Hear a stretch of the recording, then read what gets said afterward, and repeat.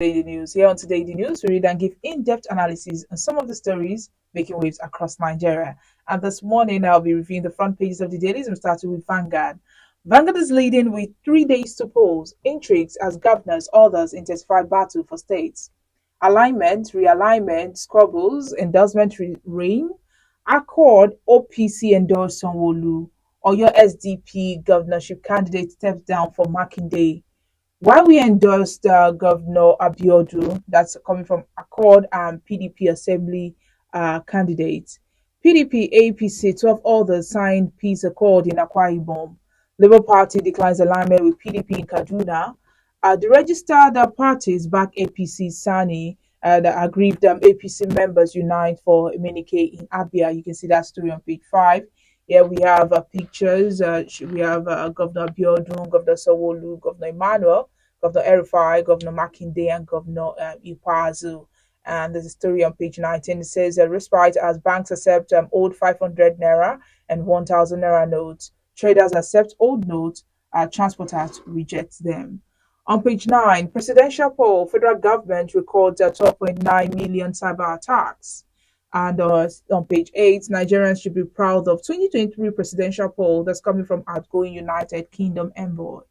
Over 130 CSOs lawyers resume Bawa Must Go campaign. Stories above. For aligning with PDP, Kwara Labour Party Guber candidate others suspended. Polls. NSA threatens severe sanctions for electoral offenders. I killed over 15 persons in Castina, says 28-year-old suspected terrorist. You can see that on page 6. On page 7, certificate forgery. 43 Nigerian nurses face criminal charges in United States. Power outage. 3 killed, houses razed as youth clash in Benue community. Lastly on Vanguard, on the sport, AFCON qualifiers. Guinea-Bissau to unleash Mani and Mendy on Eagles. That's all on Vanguard. Away from there, we'll move to the Punch newspaper. The Punch this morning is leading with Naira crisis, banks ration old notes, NLC insists on 7-day ultimatum. Customers lament as CBN retains withdrawal, old notes deposit limits. Fuel stations, traders, motorists accept old currencies. POS agents slash charges. CBN mom on disbursement of old 1,000 naira and 500 naira notes to bank. Here, page 8, we have a photo story with a writer that says that INEC will prosecute electoral offenders with speed. Yakubu is saying that. Oyo SDP candidate withdraws bags marking day. Stories above. Foreign airlines trapped funds hit $743 million. That's coming from IATA. Lastly, on the Punch, dollar shortage, banks slash travel allowances, and foreign school fees. You can see that on page 35 of the Nation newspaper. And the Guardian newspaper this morning is leading with Naira crisis, slow compliance despite CBN order, banks ration old notes, business owners, traders defy CBN, reject old 500 naira and 1,000 naira notes. CBN silent on returned banknotes, warehouse cashed, residual notes amount to drop in ocean, analysts insist. NIBSS e-payment recorded series of failed transactions in February. Uriwa charges CBN to disburse old and new note to bank. You can see that on page 6. Gubapo, INEC, NSA Read Riot Act warn against violence. Group urges federal government to prosecute Seplat for breaching immigration law. You can see that on page 4. Stories above. Don't present Igbo senator with EFCC baggage as Senate president, says Ohaneze. Lastly, on the Guardian newspaper, Middle Belt youth flee Shetima over secret visit to Jot. You can see that story on page 9 of the Guardian newspaper. Now let's move to the Nation. The Nation this morning is leading with banks limit customers to 20,000 naira over the counter. Branches expect more allocation from CBN. Don't reject notes, says governors. Foreign airlines trapped cash now $743.7 million. Federal government promises to clear backlogs. You can see the stories on pages 3 and 2 of the Nation newspaper. Lady kills landlord over electricity bill. River Assembly candidate abducted. Stories above. 3 years after China reopens border to foreigners. And lastly, on the Nation newspaper, Federal government reserves $618 million for youth in tech, says Vice President. You can see that story on page 6 of the Nation newspaper. And that's all we have on the front pages of the dailies this morning. Join us after the break for the analysis.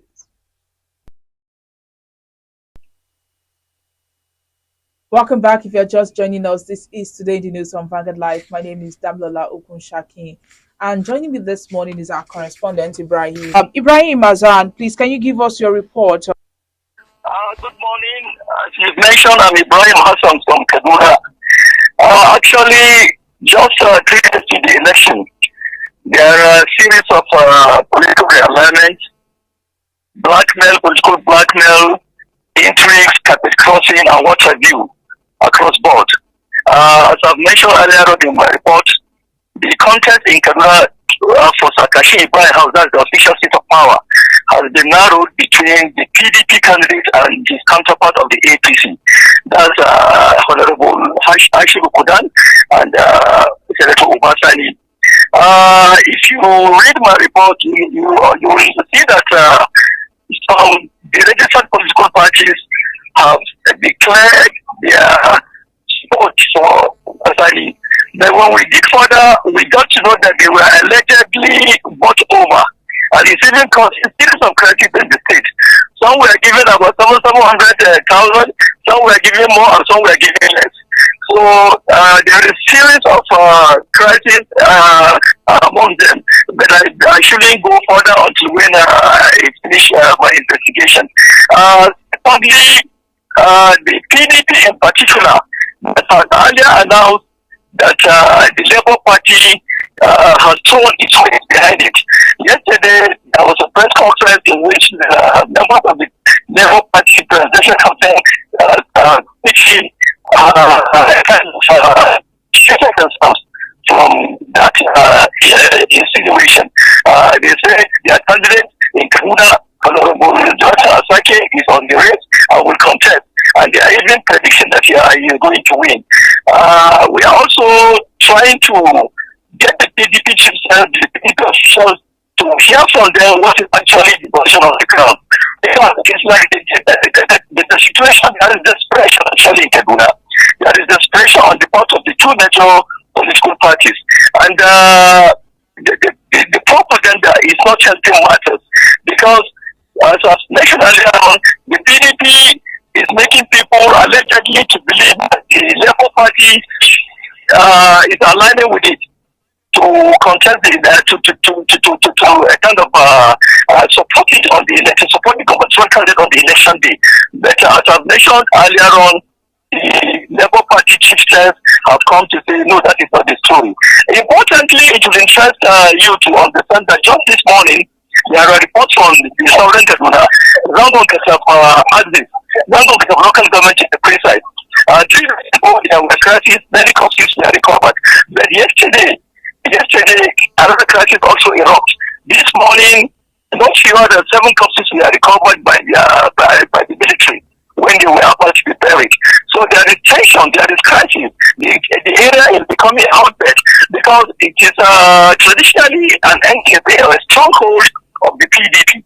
But now that the Labour Party has its gubernatorial candidate who is a son, the Ijachi Asake is of Southern Kaduna extraction. And they don't want to repeat the political class, that was position in particular, they want to repeat during the presidential election. They want to see that contest is between PDP and APC. So they are doing everything they could, everything they can to see that the Labour Party is supporters and the national house of the state supports the PDP. But the tension might not be divorced from instigation by politicians. That's our conclusion. We are still investigating. We are calling on the police to give us their version of the story, but maybe our subsequent reports will report it. But conclusively, there is serious tension in that traditional stronghold of the PDP, that is Southern Kaduna, Rangon Kasaf crisis, and Rangon Kasaf local government to be precise, where the PDP normally gets block votes. I think this should be my report for now. All right. Well, how will this tension affect the upcoming election? Actually, in development studies, development can never be feasible without peace. And election is also part of political development. And if you remember what happened during the past election, wherever the INEC or the federal authorities camped at the hotspots, at the contentious area, at where violence can affect, can make or mar, can mar the election. Normally, they will either postpone the election or they will declare it inconclusive. So, 3 days to the election, if there is no normalcy, if the election officers or the process in that area will not feel safe to work, even the voters, the election will not also feel safe to come out and exercise their franchise. Well, I may predict that perhaps when we think that the election will take place, but as I said earlier on, I'm sure nobody will risk his life just because he wants to vote. So anything can happen in that area that is a stronghold of PDP.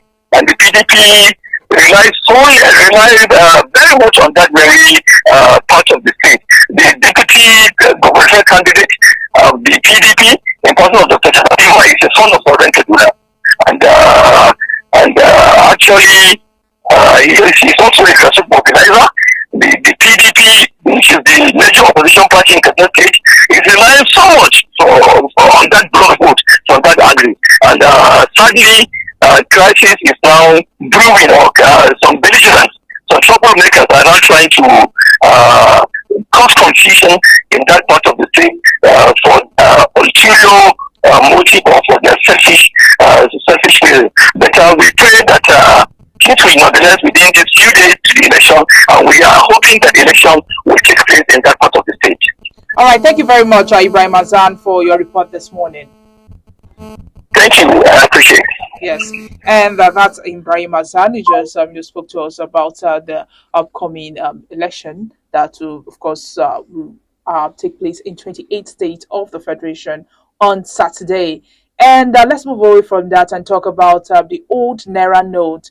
And of course, the widespread rejection of the old 1,000 Naira and 500 Naira yesterday melted as banks and Nigerians began to accept the notes in compliance with the directive of the Central Bank of Nigeria, CBN. The CBN on Tuesday night directed banks to comply with the Supreme Court ruling that the old notes remain legal tender alongside the redesigned notes till December 31st, 2023. Consequently, banks yesterday began to accept the old 500 Naira and 1,000 Naira notes from customers without requesting for the CBN cash return reference code.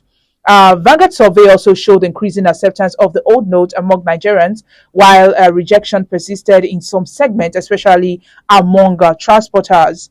Vanguard's visit to banks around Igodo and Ikontu areas of Lagos revealed that banks have started dispensing and receiving old notes without the CBN reference code. One of the bank's security guard disclosed that the bank paid 10,000 Naira over the counter, while Mrs. Uju Okoroje, a customer of the bank, confirmed it, saying that she withdrew 10,000 Naira from the bank. The cashier told that she can deposit old notes without the CBN reference code. Similarly, another bank confirmed that they also deposited old notes without reference code, saying that she has been trying to deposit 100,000 Naira old notes for weeks now. But when she heard the news, she visited the bank and was given a deposit slip to fill out without a reference code from the bank. Now, in Abuja, some of the banks visited by Vanguard, such as UP and Zenith, paid their customers the old notes, while the long queues, which have characterized bank premises and automated teller machines in the last 2 months, had disappeared. The Sedi Blank Plaza branch of UBA, for instance, customers were allowed to withdraw 20,000 Naira each, while Zenith Ogbomoso Street, Gaki paid only 5,000 Naira per customers at the counter. However, none of the branches of Fidelity and Union Bank visited by our correspondent paid money to customers. It was also observed that none of the ATMs in the capital city dispensed cash, as they were all empty.